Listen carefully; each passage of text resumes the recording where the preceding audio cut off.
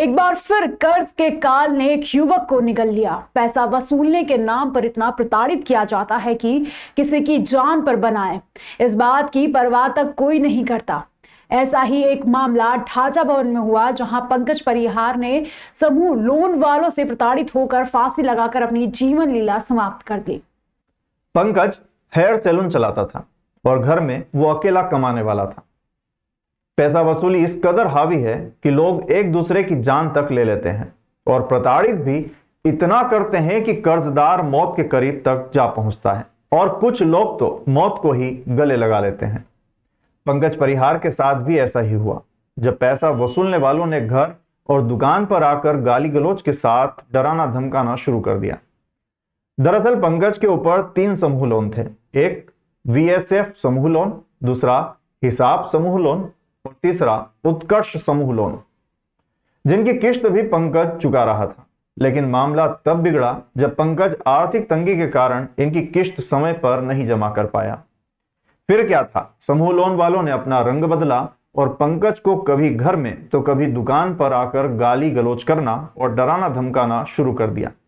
इतना ही नहीं, इन तीनों समूह वालों की एजेंट अनीता शर्मा और उसका पति सौरभ शर्मा भी गाली गलौज से बात करने लगा और घर के बाहर खड़े होकर पंकज को बेइज्जत करना शुरू कर दिया। पंकज इन समूह वालों और इनके एजेंट अनीता और सौरभ से इतना डर गया कि उसने घर के बाहर निकलना ही बंद कर दिया। 3 दिनों तक घर में डरा हुआ पंकज रहा और कुछ ना बचा तो पंकज ने फांसी लगाकर आत्महत्या कर ली और अपनी बीवी तथा बच्चों को बेसहारा छोड़ गया।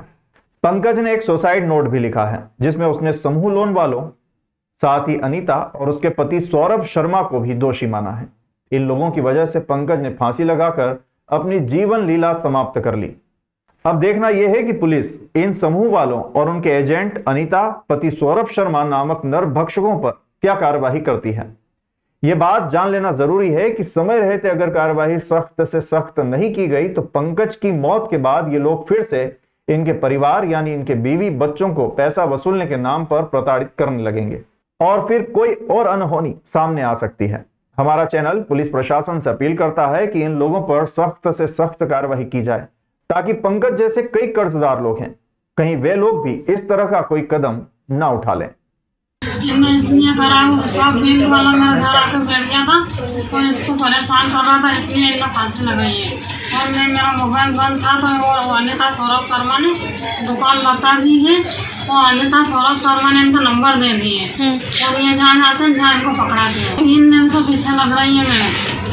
अच्छा, तो वो हिसाब कंपनी वाले, VSS कंपनी वाले, हाँ, उत्कर्ष कंपनी वाले, उत्कर्ष वाले तो अस्पताल में बोल गए मेरा थोड़ा बच्चे था, अनीता को लेके आई है। अच्छा, दरअसल में पानी की टंकी से पानी में रहती है। ये इसका फोन भी आया मेरे पास 2 बार। अच्छा, आपको मतलब ये लोग डरा रहे धमका रहे भी हैं बहुत ज्यादा? किस्त जमा करो, किस्त जमा करो। ठीक है। एक और जहां शासन प्रशासन सिंह 2028 की तैयारी में लगा है, वहीं साधु संतों ने भी अपनी तैयारियां शुरू कर दी है।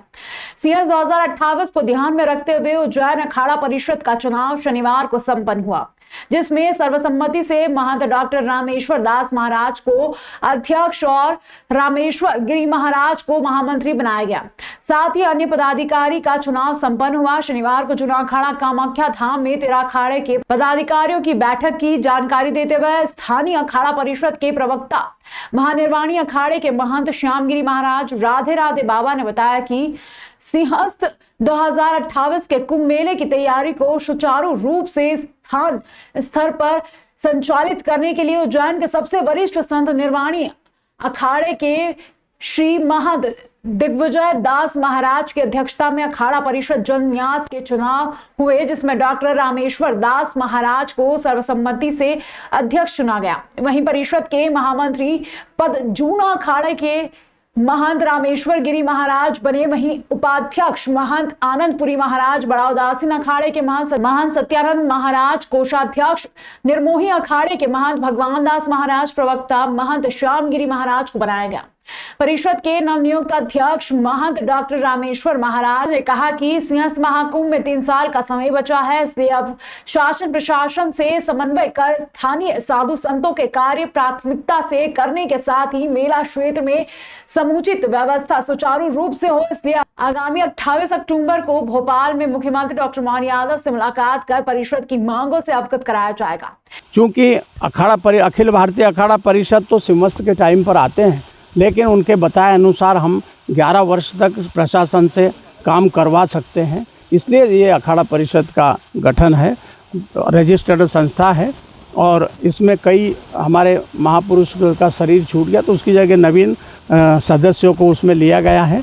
और हमने 28 तारीख का, जो कि डॉक्टर मोहन यादव जी ने साधु संतों के लिए स्थायी निर्माण करने के लिए जो परमिशन दी है, उसके लिए हमारी एक मांग उनके साथ और है कि 1 बीघा ज़मीन भी अगर किसी संत के पास है तो उसमें भी स्थायी निर्माण की परमिशन दी जाए। हम 21 सूत्री मांग हम उनके सामने 28 तारीख को रखेंगे, 11 बजे का टाइम दिया है। तो उन्होंने जो ये संतों के हित में कार्य किया उसके लिए उनका स्वागत भी करेंगे और उनसे जो भी हम अलग मांग हमने रखी है उसको भी मनवाने का प्रयास करेंगे। उज्जैन शहर में आने वाले श्रद्धालुओं की संख्या ध्यान में रखते हुए चौड़ीकरण करना आवश्यक है। इस ओर ध्यान देते हुए कई मार्ग पर चौड़ीकरण करने को लेकर सबकी सहमति से स्वीकृति प्रदान की गई। हरिफाटक चौराहा के बाद का मार्ग अब महाकाल लोक मार्ग कहलाएगा। इस आशय के प्रस्ताव को नगर निगम अध्यक्ष कलावती यादव की अध्यक्षता में आयोजित नगर निगम के विशेष सम्मेलन में मंजूरी दी गई है। इसी प्रकार VD cloth market, Teliwada, dhaba road होते हुए छोटी पुलिया, निकास चौराहा से कंठाल चौराहा मार्ग, खजूर वाली मस्जिद से अब्दालपुरा, रविन्द्रनाथ टैगोर मार्ग, जिवाजीगंज थाने से गणेश चौक तक तथा नानाखेड़ा से शांति पैलेस चौराहा, गदा पुलिया से रविशंकर नगर, जयसिंहपुरा होते हुए लालपुर ब्रिज रोड तक चौड़ीकरण करने के प्रस्तावों को स्वीकृति प्रदान की गई है। सम्मेलन कार्यसूची के प्रकरण गोपाल मंदिर, छतरी चौक स्थित रीगल टॉकीज के विकास कार्य के संबंध में प्रस्ताव पर पक्ष एवं विपक्ष के मध्य हुई बहस के बाद स्वीकृति प्रदान की गई। वार्ड क्रमांक 52 कोठी रोड स्थित नवनिर्मित होने वाले स्विमिंग पूल के प्रस्ताव एवं असंगठित क्षेत्र के निर्माण श्रमिकों के लिए नगरपालिक निगम मुख्यालय में विश्रामशालाओं का निर्माण कर भोजन एवं स्वच्छ पानी की सुविधा उपलब्ध कराए जाने संबंधी प्रस्ताव को स्वीकृति प्रदान की गई। नगर निगम के विनियमित कर्मचारियों को मेडिकल अलाउंस दिए जाने, प्रधानमंत्री आवास योजना के एचपी घटक अंतर्गत परियोजना पूर्ण करने हेतु राष्ट्रीय आवास बैंक से ऋण लेने, देवास गेट बस स्टैंड को तोड़कर पुनर्निर्माण करने, मुख्यमंत्री अधोसंरचना तृतीय चरण अंतर्गत सिंधी कॉलोनी चौराहा से हरिफाटक ओवरब्रिज तक सेंट्रल लाइटिंग व डिवाइडर का कार्य में बाधक मूत्रालय को हटाने के प्रस्ताव को स्वीकृति प्रदान की गई है। विशेष सम्मेलन की कार्यसूची में 19 प्रकरण थे। 19 बिंदुओं पर चर्चा हुई। चर्चा के उपरांत सभी सर्वानुमति से पास किए गए, ध्वनि मत से पास किए गए और शहर विकास के चौड़ीकरण के शहर के मामले थे। इसके अलावा रीगल टॉकीज विकास, स्विमिंग पूल का विकास और अन्य विषयों पर चर्चाएं की गई। सार्थक चर्चा हुई, सकारात्मक चर्चा हुई, पर्याप्त चर्चा हुई। चर्चा के बाद में उज्जैन शहर में यशस्वी प्रधानमंत्री नरेंद्र मोदी जी के महाकाल महालोक के लोकार्पण के बाद जो श्रद्धालुओं का आना जाना शुरू हुआ है, उससे यातायात व्यवस्थाएं शहर में रेलम-पेल मची रहती है। निश्चित रूप से शहर का व्यापार व्यवसाय बढ़ा है, आवागमन बढ़ा है, तो यातायात व्यवस्था की दृष्टि से आने जाने वालों के वाहनों को सुगम रूप से आने जाने की व्यवस्था हो, उस दृष्टि से, शहर के सौंदर्यीकरण की दृष्टि से और आने वाले सिंहस्थ की दृष्टि से मार्गों का चौड़ीकरण होना बहुत आवश्यक था। लोगों की भावना भी आ रही थी कि मार्गों का चौड़ीकरण करें।